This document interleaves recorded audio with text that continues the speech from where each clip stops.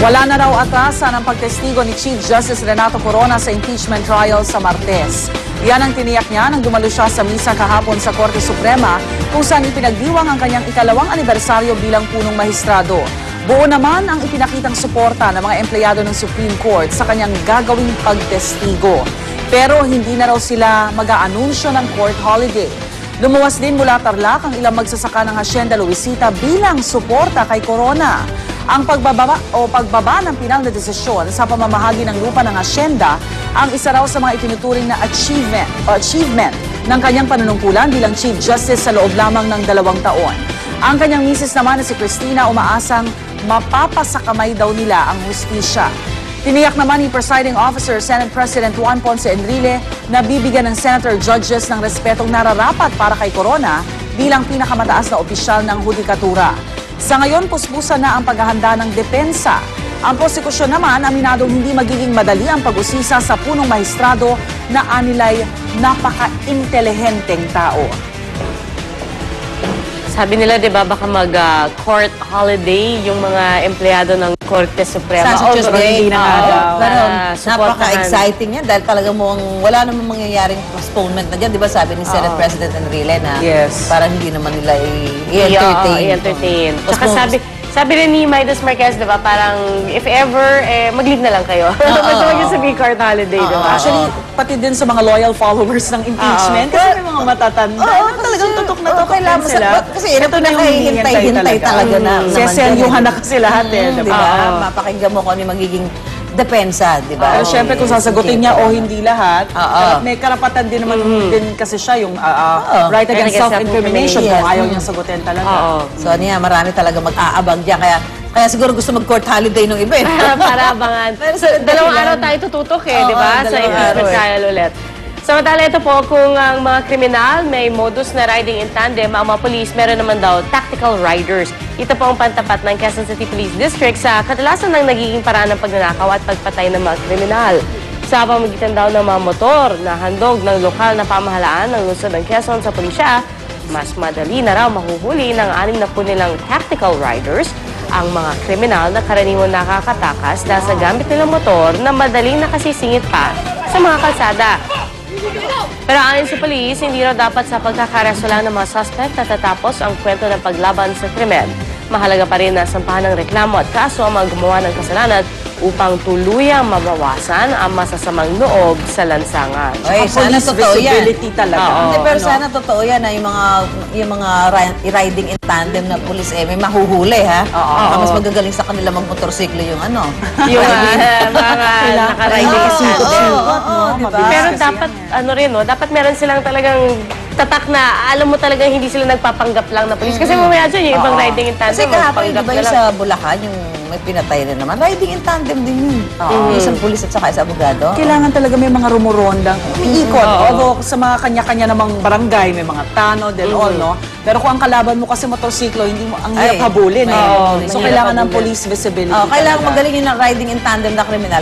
Mas magaling yung police. Tama. Kaya natin yan. Tactical riders, di ba? Kailangan lang naman daw nila ng motor, di ba? Kaya humihingi sila ng mga dagdag na donasyon. Dapat may panggasolina.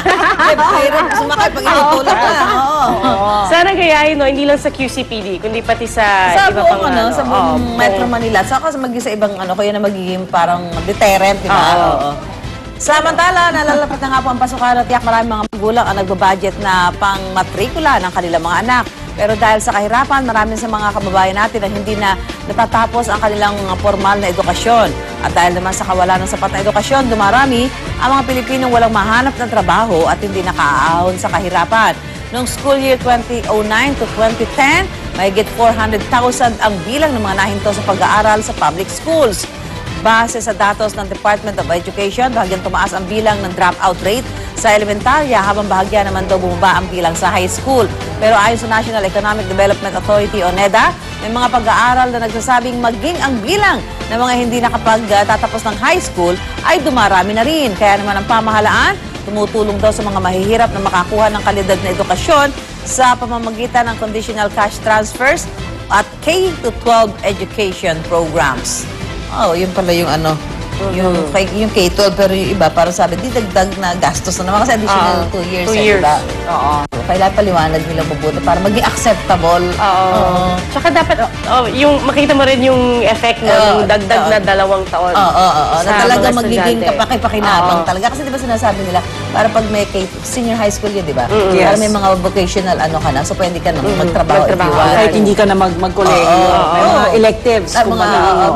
Usually, yung sa TESDA, Yes, mga ino-offer yes. ng TESDA, yung mga short courses. Tapos noon, malaki pa yung Skills. demand abroad. Pwede mag-apply. Samantala, sa kabila naman po ng mga paglilinaw ng vlogger na si Granville Ampong ukol sa mapanirang statement na inakalang galing mismo kay Manny Pacquiao, humingi pa rin ng tawad ang pambansang kamao sa mga taong nasaktan sa kanyang naging pahayag. Kasabay nito muling iginit ni Manny na hindi siya galit sa mga homosexuals at paglilinaw pa niya ang issue lamang daw kung pabor siya sa gay marriage o hindi ang kanyang sinagot. At wala na raw siyang ibang sinabi pa.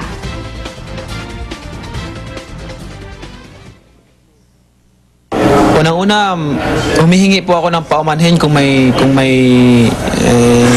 nasaktan man ako. Hiningi yung stand ko kung pabor ba ako o hindi sa gay marriage, and I said I'm against of the gay marriage. Hindi ako pabor sa gay marriage, and I believe God. And yun lang ang sinabi ko.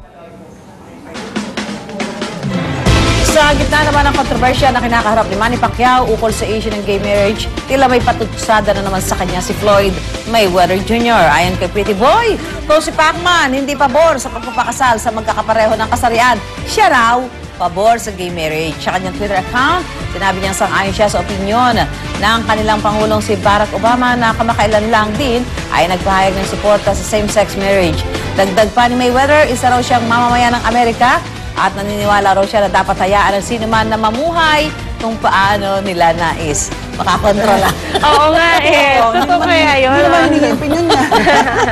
Sa bagay, kanya-kanya naman yan eh, diba? Respetuhan na lang. At siyempre, alam nga naman sasabihin mo ay ma-agree ka kay Manny. Kailangan kasi magkakalaban niya. Ito naman laging kontra sa Hindi lang sa ring eh, no? Oo. Samantala, pasadahan naman natin ang mga maksyong balita sa umagang ito sa ating Ronda Reports.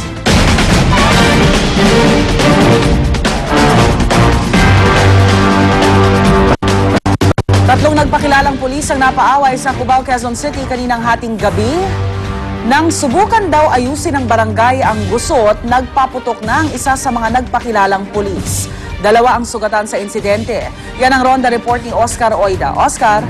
Yes, Rhea, halatang balot pa ng tensyon ng sadyay namin ang 14th Street, Barangay Socorro sa Cubao, Quezon City, pasado alas 11 kagabi. Ayon sa matagaron, ilang minuto pa lang daw noon na nakalilipas ng walang habas ng pagputok ang isa sa mga 3 nagpakilalang pulis na nanggulo umano sa naturang lugar. Base niya na report, mga bandang pasado alas 10 na magsadya umano ang 3 nagpakilalang pulis. Halatado na kainom ito at bila na lang umano pinagtripan yung mga ilang kumakain sa naturang karinderya. Meron daw binatuhan ng helmet, meron para ng kinuryente ng tinatawag na taser. Ilang sandali pa ay nagsipag-responde na lang yung mga taong bayan, parang hadlangan daw itong panggugulo ng 3 nagpakilalang pulis. Agad naman responde yung mga barangay para mamagitan at para hindi na umano lumala pa ang sitwasyon. Pero sa gitna nito ay nagkainitan na umano at isang sa mga nagpakilalang pulis ang bumurot ng baril at sabay walang habas na nagpaputok. Ang masaktak nito, Rhea, ang tinamaan, hindi man lang nila makakaaway. Isang tanod na umaawat at isang customer na naturang karinderya. Under observation ngayon yung tinamaang customer, ligtas naman na sa tiyak na kapahamakan yung tanod, pero yung mga pulis na may kagagawa nito ay patuloy na pinaghahanap pa rin ng mga otoridad. Rhea? Maraming salamat, Oscar Oida. Sa ibang balita naman, pinag-aaralan na ng Department of Transportation and Communications kung may nalalabag ang mga airline company sa kalapatan ng mga pasahero dahil sa flight overbooking. Ito kasi ang isa sa mga itinuturong dahilan kung bakit maraming nangyayaring pagkaantala sa mga biyahe ng eroplano sa ating bansa nitong mga nakaraang buwan.